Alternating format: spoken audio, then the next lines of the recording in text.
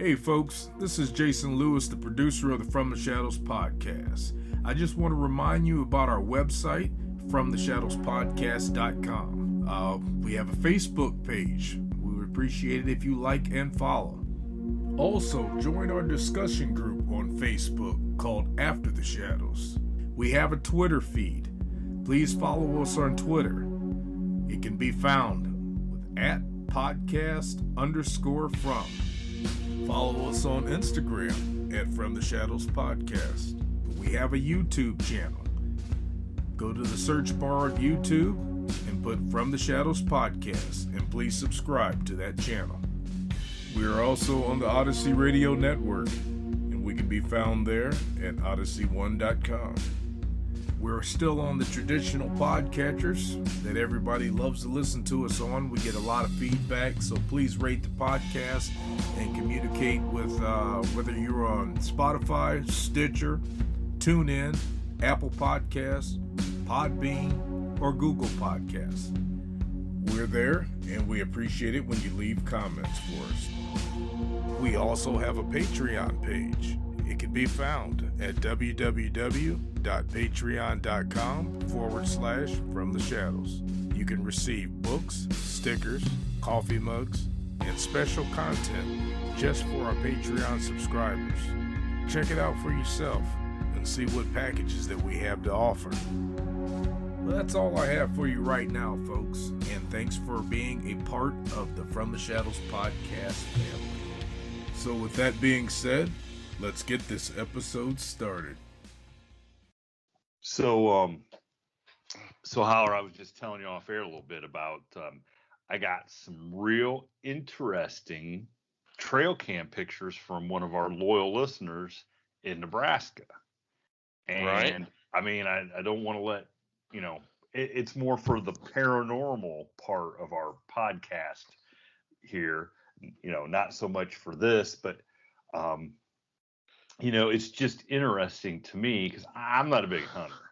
I'm not a big hunter at all, and it's interesting to me to see these guys that are hunting. And I don't think, this guy didn't seem like he's not a big hunter. He was more of a tracker, and he just likes to, really keep up to date on what's going on his property, So, right. I mean, but I know you're a hunter. I could, whenever we do something live with each other, you've got some trophies mounted. Yeah, you're pretty good. We just talked about whether we should go video or not, and I think my exact words were, I don't know in my current situation if I want to see people see a bunch of dead animals and guns in my domicile. That might put especially some of my European listeners off. You know what I mean? They might think I'm some kind of crazy, Well, I mean, listen, that's the thing is we're all different. We're all from different backgrounds, and, just because I'm not a hunter and like the one time my dad took me out hunting just totally turned me off. Okay. It doesn't mean I'm against other people hunting, I mean, because I think you're just kind of do what, you have free will, kind of do what you within the law, do what you can do that makes you happy, right? I mean, that's I don't hunt like I used to. When I was a kid growing up on a farm, there was no. I mean, some of you younger listeners sit down right now because there was no cell phones, no internet, and no TV had 3 channels. Okay, and so you could read a book. Okay. Ooh. You could cut brush and pick up rocks. Did that. I'm 2 for 2. All right. I'm 2 for 2. Or you could go hunting a little bit. And it's not necessarily hunting as in hunting. It was roaming around in the woods like Davy Crockett with a gun. And when I say shooting stuff, not really just shooting, you know what I mean? Yeah. Like me and old Mike, I almost said his last name, Crazy Mike. It's in one I talked about one podcast. We sat down there and we, he tells me one day, hey, we can shoot this tree in half with a shotgun. And I said, do what? And he said, oh, yeah. So he sees how many shots it takes him in a little tree about big round as your wrist. We can see how many shots it takes to cut it in half with a shotgun, or you see that knot on that sycamore down there, try to hit that from here, and once you got dialed in, you shoot a knot on a tree 15 or 20 times. So it wasn't like you were just out there spraying and praying, because my old man made us eat whatever we killed. You know what I mean? So you got pretty careful about what you killed. I'm just being honest with you. I mean, I ate a lot of frogs, some rabbits and squirrels. So it didn't go to waste. It didn't No, go to no. waste. You had. So what had happened is, I mean, if you eat 2 or 3 poorly prepared squirrels, and that'll cure you from squirrel hunting. I'm just telling you, right? Yeah. Okay. Yep. I got you. And then I've told the coon stories where we would raccoon. A friend of mine growing up, his uncle and grandpa, a lot of coon hunters back then in them days. I'm sure you had a bunch of them in Ohio. Yeah, I can just tons. imagine. Oh yeah, especially tons. back in the old days. I mean, 40, 50 years ago, it was a big deal. So Yep. a friend of mine's uncle had more coon dogs than he could. He would raise all these dogs, and he only had so much time. So he would be running the A-team puppies, and he would need somebody to work out the B-team puppies, right? Mm-hmm. Yep. So we always had dogs to run, and I'm talking good dogs. And we would, if we shot coons, they had to be big ones. We would skin the coon, so we would have a coon hide, and then you'd take his carcass down, and we had to select people. I told you we'd get $5 a coon, and they would barbecue them. And which is whenever you asked me originally to be on this podcast, we were doing other things creatively. Yep. And I was going to be like a color commentator, kind of a denier, or not really a denier, but you know what I mean? Because skeptic. I've been in the woods, skeptic. I've been in the woods so many times. You can't be a good hunter and believe in Bigfoot because you'll be too scared to go out there.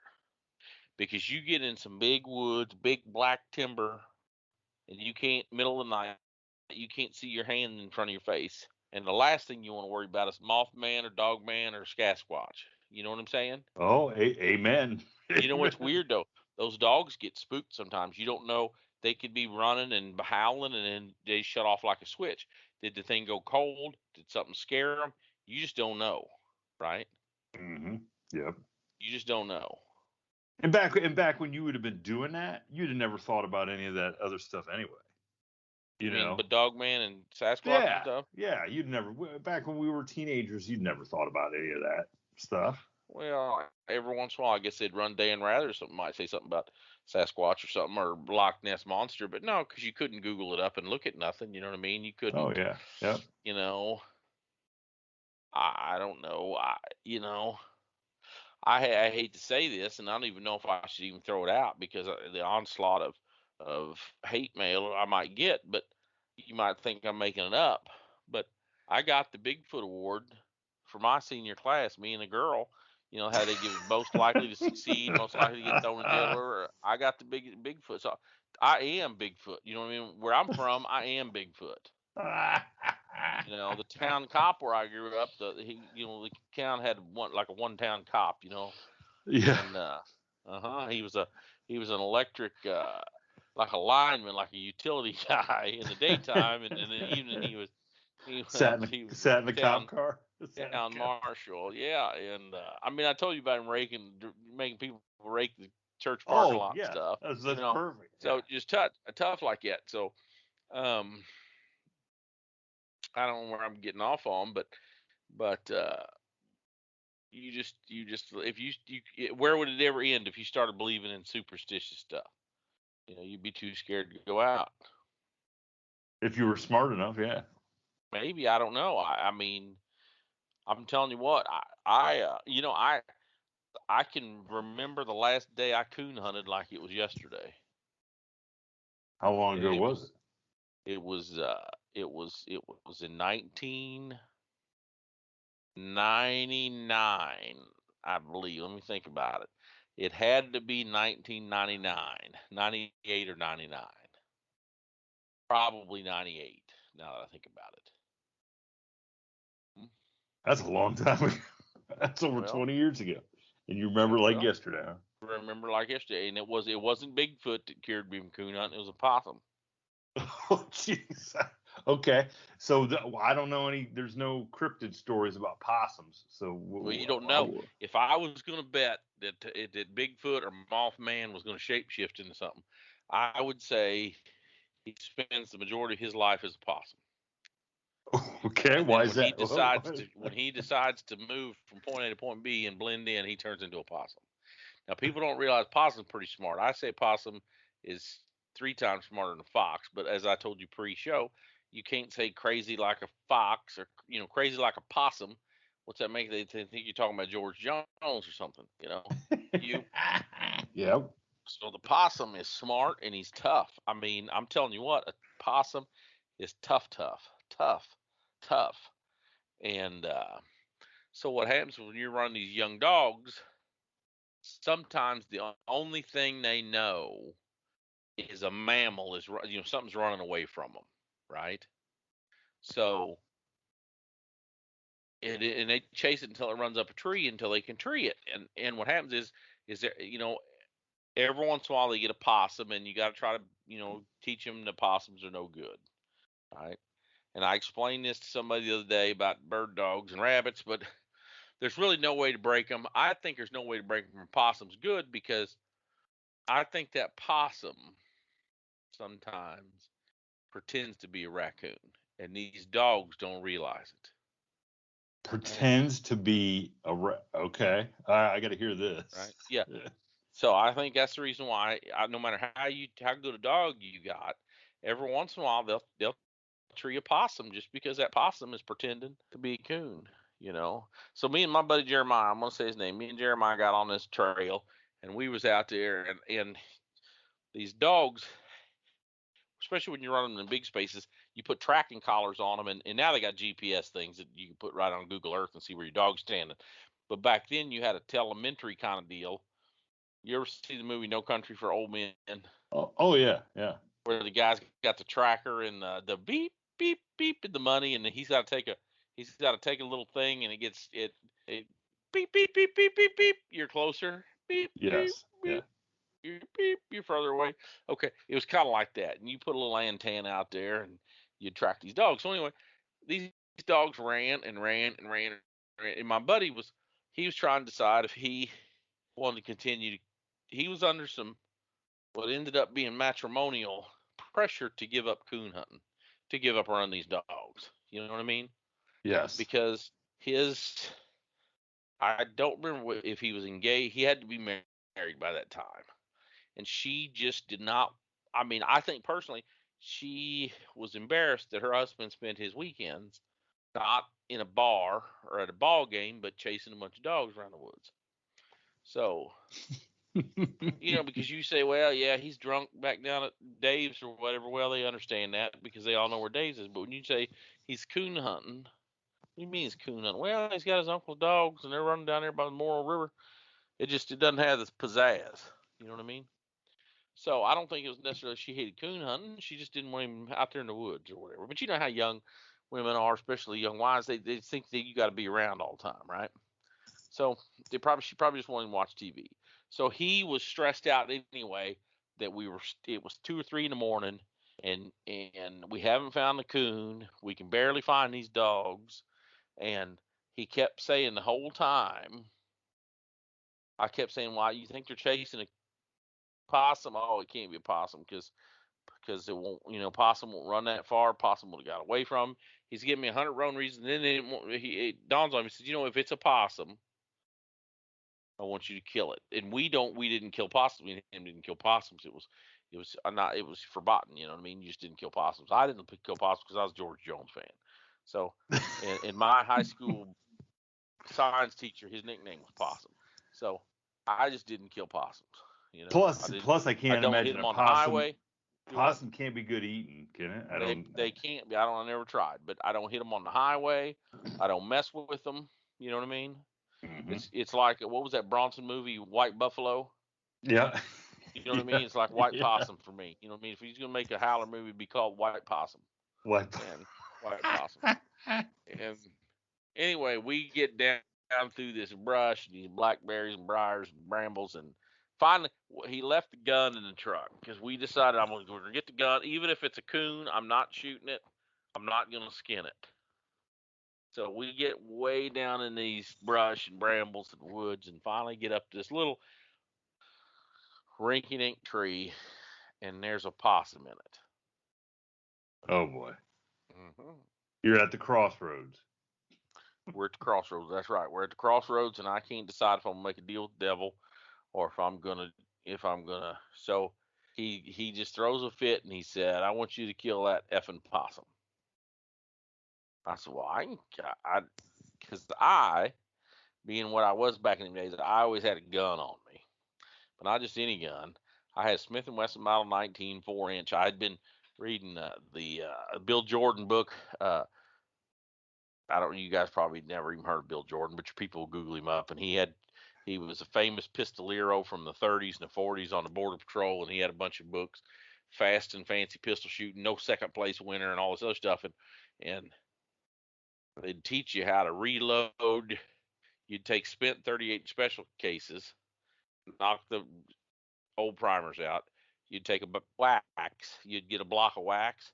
You'd fill the end of them cases with wax, put new primers in them, and you would practice your quick draw shooting wax bullets because the primer had just enough. That's how these guys practiced, in Hollywood and other stuff. You know what I'm saying? So Yeah. I was I get you. So back in my early 20s, I was a pistolero before it was cool. You know what I mean? I see these guys on Twitter now, all these 2A people or whatever they are, and the stuff they want to do now, dude. I got burns on my hands older than you people. You ain't trying nothing new. So anyway, I fancied myself a pistolero, and I got this gun in my hip. So he says, "You think you can hit that?" I said, "I guarantee I can hit it. I guarantee I can hit it." This possum can't be 25 feet up tree. Well, the problem is I ain't got no earplugs. So, and I don't remember what I had, 158 grain, full house loads, big man killer loads. So what you'd have to do, the old timers teach you this trick too. You open the cylinder and you take 2 bullets out and you put one in each ear for like poor man's earplug. Because it's fixing to get loud. When you start shooting a revolver at night like that, 2 things happen. It's way loud because gas escapes between the cylinder and the barrel, and then out the end of the barrel. So it's like a blowtorch and a bomb at the same time. Especially 357. It's nothing to be messing around with. Okay. So anyway, he's holding the light, and I'm leaning, and I'm getting ready, and this possum's looking right at me. I mean, this possum, his little nose is pointing at me like an arrow. And I let loose I ear that hammer back, and I mean, this is for you Smith & Wesson listeners. This was an old pin barrel, recessed cylinder, wide target hammer, wide target trigger, white ramp with a red outline, or red ramp with a white outline rear side. I mean, this was Cadillac pistol. So I eared that hammer back. Wow! And the flame shot out, and boy, the dogs just instantly. I ain't for sure they didn't quit coon hunting that night too, because they jumped back. They went from barking and howling. They jumped back, and that old possum, he just kind of twitched, just moved his head a little bit, like he was trying to figure out what I was doing. Somebody goes, "Dude, I think you missed him." I said, "Oh man, I think he's just not moving." So I hear the hammer back again. Kapow! Old possum moves a little bit to one side, and he's still looking at me. Third time, kaboom! And one of them fancy earplugs, mine fell out, so I got a little ringing in my ears now. The dogs are running back to the truck. They're done left. By the third shot, the dogs have left. Okay. My buddy says, "Man, I don't know. I thought you were good with that thing. You do all that fancy stuff." I said, "That son of a gun's done this time." So I holstered my pistol and I started crawling up this little bitty tree. Okay. A tree that a man my size shouldn't be crawling up. And I'm closing the distance to this possum. And he ain't going no higher.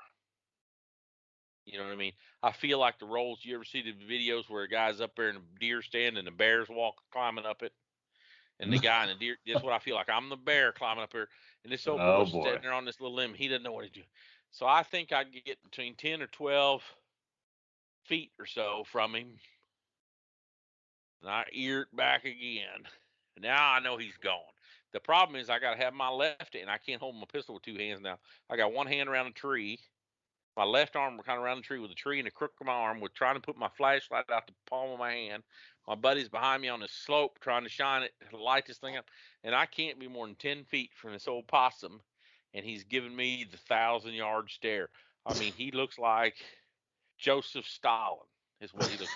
Old gray hair and beady eyes. I mean, it's look like I'm looking at Joe Stalin. And I ear that hammer back, and I say, sorry, buddy. I just got to do it now. And I went, boom. Well, the one that the bullet I put in my ear to replace my first earplug that fell out down there, well, it fell out again. So now I'm 10 feet from this possum. I got an empty pistol and one bullet in my ear, and he's starting to get hinky. Okay. So you missed him again. Yeah, I missed him again, and I only got one bullet, and it's in my ear. My gun's empty, and remember, I got to use my left hand to hold on this tree. So I'm reaching around trying to hold on this tree to get my cylinder open and take that extra bullet out of my ear and put it in the cylinder. And this possum realizes he can't go any higher than the tree, so he's going to come back down at me. He decides that I'm between him and the ground. Oh boy! Okay. Oh boy! Yeah, so now it's a race. Now it's a race. You well, got to get this bullet. Yeah, I mean, it's like capstick. I feel like I'm about to get charged by a rhino or something, and I've got to get this bullet in there, cylinder in next, lined up, and kill this. It's like suicide. You heard suicide by cop. That's what this is. This possum is like suicide by cop. He's given me 4 chances. Now he's going to put it right down there, and because once he gets to you, I don't think people realize how tough possums are. I think he's just going to go over my back. So I wasn't worried about a possum fight. I think he would just went right over my back because he's ready to get out of this place, right? Okay. Oh, you're more optimistic than me. Now the 10 foot is down to about 4.5 or 5 feet. I can't hold on to my light. I'm trying to hold on to the tree. Boom! And I barked at the tree between me and him, and he stopped and hissed at me like a cat will, So I holstered my pistol best I could, and I started shimmying down there. And my buddy's starting to laugh by this time. He said, "Dude, I think that possum's coming back down." I said, "Yeah." And he said, "Well," I start shining on my light on the ground, and he said, "What are you doing?" I said, "Look at that bullet I dropped." And he goes, "What do you need that bullet for?" And he said, "You still going to try to shoot that?" And I said, "No, my daddy told me to save last one for yourself. This is over. I'm giving up. That possum gets to me, I'm taking myself out. I won't be held captive. I mean, that possum's not getting me." Oh man, all I can think of is he stopped loving her today. That's all. Right. I never went. I just stopped loving that coon hunt and never went again. Never went again. So hey, when your buddy in Nebraska sends you that thing, says he got something on his trail cam, he probably does, but I don't know if I'm the man to go look for it. Leave him well, be. bring some earplugs. That's all I gotta say. That's right. That's right. Thank you for tuning in to this week's episode of the From the Shadows podcast. Until next time, never shy away from the darkness or what may be lurking in the shadows. We are out.